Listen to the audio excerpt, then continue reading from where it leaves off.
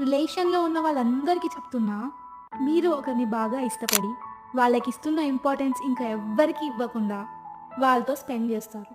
But వాళ్ళు మాత్రం మిమ్మల్ని పట్టించుకోరు. క్వెషన్ చేశారనుకోండి బిజీ అంటారు.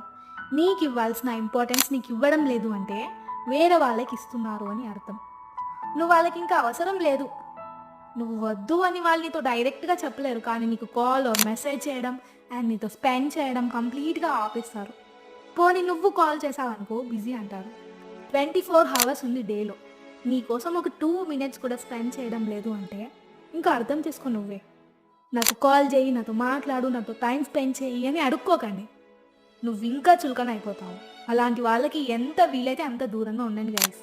సెల్ఫ్ రెస్పెక్ట్‌ని అస్సలు కోల్పోకండి.